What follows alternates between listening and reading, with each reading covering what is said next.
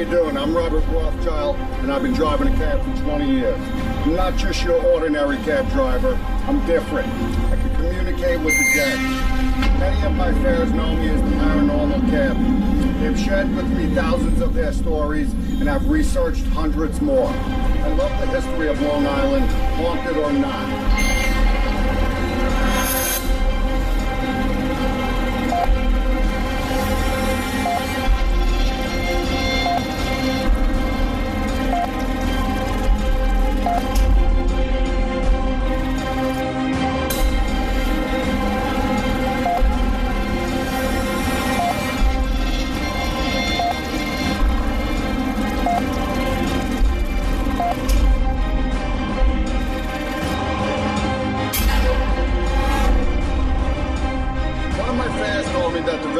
Restaurant in Good Ground, New York, has been cooking up its own paranormal activity.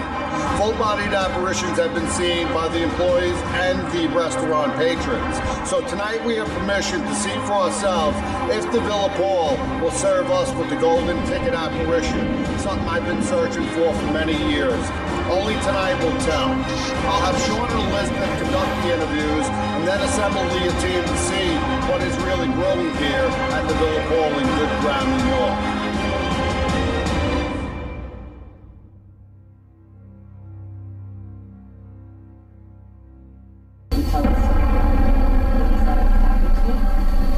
I've had three instances. One, I saw a large shadow cross from the kitchen into the room that we're in now. I followed it in, there was nothing there. Okay. Both instances happened in the same hallway. One was a man from the waist up wearing a light blue turtleneck sweater. An old one, I can remember my grandmother embroidering, one of those. An old school sweater. Middle-aged man. And the last one was in the landing above the top of the stairs leading down to the basement. And I came through the bar area into that hallway, saw her on the landing, and she startled me. I jumped, she jumped, the waitress behind me jumped, and when I looked down the stairs, there was nothing there. How often have you seen paranormal activity? I'd have to say all three in the last 5-6 years. Nothing beforehand. I hear noises and creaking and moving, and it's an old building. Never really thought too much about it. Right. So what was you were skeptical prior to actually seeing it? No, just having not seen one, I wouldn't have sworn by it, but once I did, yeah. It changed.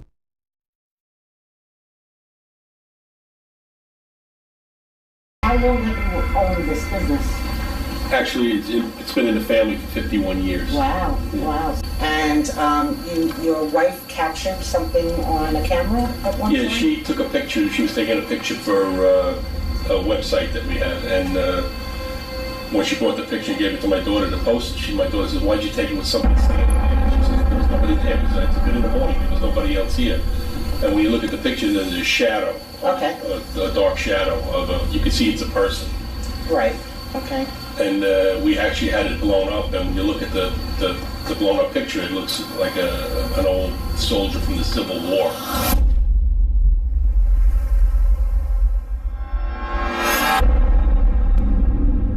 Thank you so much, Charlie, for you're welcome.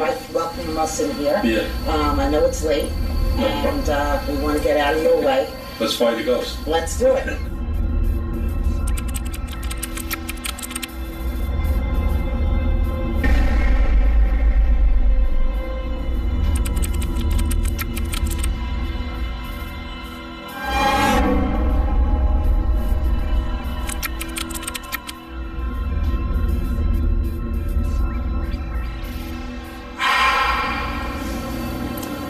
If you are in fact engaging that light,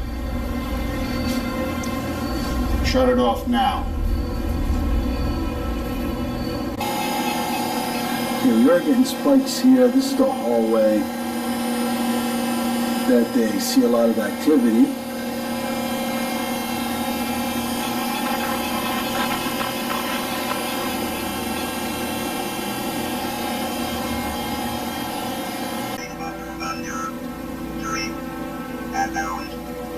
say outside on your tree? Outside under a tree in a mound. Outside under tree at mound. Where you hit. It's quite a coincidence. So There are no coincidences. there's never a coincidence. No. But, you know, even if they're pre-recorded words, it still would need to make sense, and it totally makes sense with what it's saying. Can you tell us where you're buried again? Outside.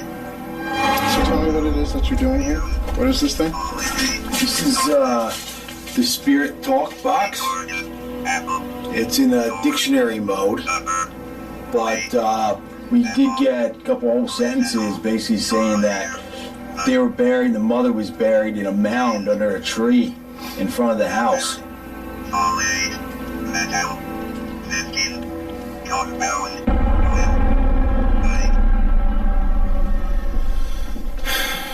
Okay, so... Alright. There you are. I see you. Come closer to me. There you go. There you are again.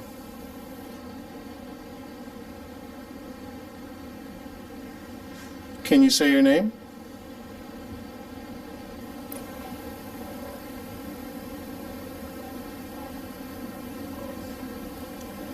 That's very good. Can you say it louder? Can you say your name?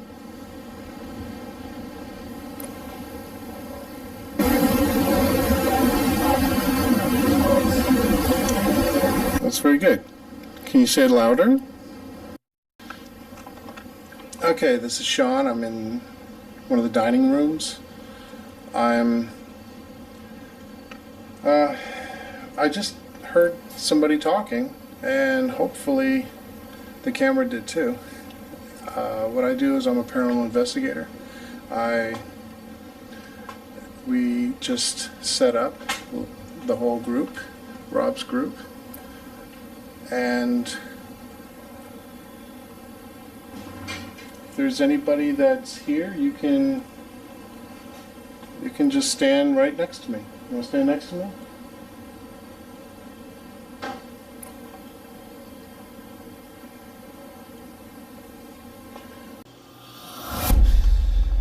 Where'd Scott go? I'm in the dining room. All right.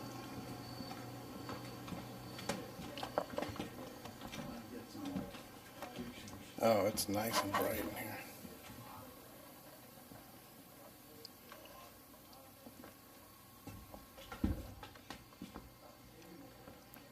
I was in the middle of the dining room, just standing there. You know how when they walk in front of the camera and you got it on autofocus? Right. And it gets blurry, like how it just did now. I kept telling him, I see you, I see you, I see you. And then I heard this little, I don't know, murmur. Well, it wasn't a murmur, it was actually words. It was very clear. But I got it on camera, hopefully. What's on that table? What's the table?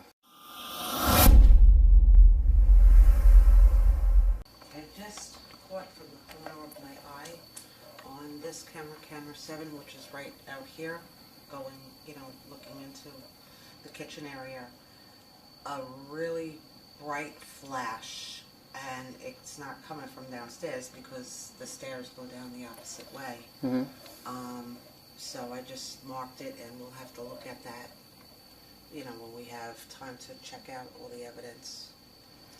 And the middle camera in the barn that never came back? Never came back. Rachel went to check it, and she said it's all hooked up fine. So I'm going to suggest maybe changing out the camera itself, and hopefully that'll bring it back on. Because that's where that picture of where that man was standing, that was taken. So we don't want to miss him. Who's that? Is that Rachel? That was Rob. Rob, yes. Rob's coming back. He's coming, I don't know. Here he comes.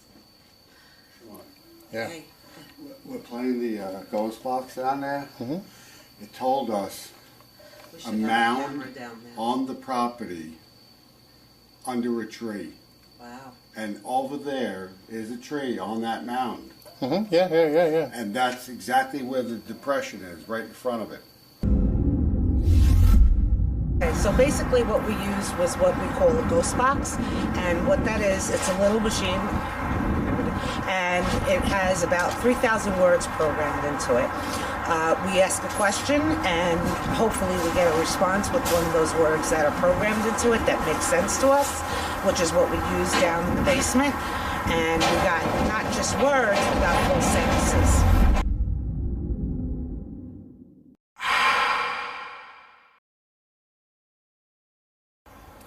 So I believe that there's something else going on with that soldier other than some random apparition showing up at the Villa Paul. He's a Civil War soldier. What's he doing here on Long Island? Well, considering that the Civil War didn't even take place anywhere here or near the island. That's true. So we're going to do, Rob and I are going to do some scouting around, and we're going to start here at the Good Ground Cemetery. There's actually one man here that we found that could fit the description. And holds the key. Good afternoon, Rob and Sean here at Good Ground Cemetery in Hampton Bays, and we are here before the headstone and final resting place of Henry Skidmore, the 25-year-old private that we believe that is haunting the Villa Paul restaurant to the west of us. Right, what we're going to do is a spirit box session. What that is we believe that spirits are made up of frequencies, uncontrolled frequencies at that. So as the tuner of a radio would zero in on a particular frequency, these spirit voices will come through on the variety of different frequencies that appear on the radio. Thus, we get the spirit voice. Does that make sense? Yeah, absolutely. Did that really make sense? Because I was kind of getting lost there. Maybe we ought to do it again. Okay,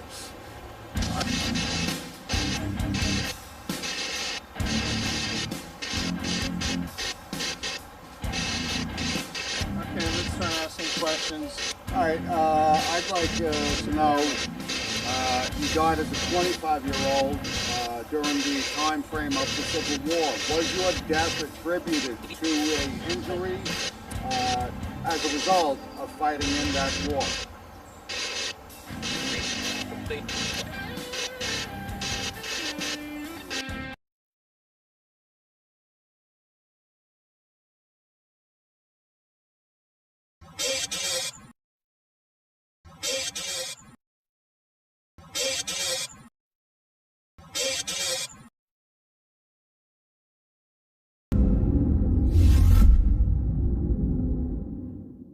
Although the results Scott and Rachel got were amazing, we were certainly not allowed to dig up any evidence, no pun intended. That would be conclusive to the find, considering that the Civil War was not fought here on Long Island. In my never-ending quest to capture a full-bodied apparition on video, my team and I will scour the ends of the earth, if necessary. The Villa Paul didn't deliver, but perhaps the next location will. My fears are my eyes and ears of the team, and myself is always as ready. I'm Robert Rothschild, the Paranormal Cabbie.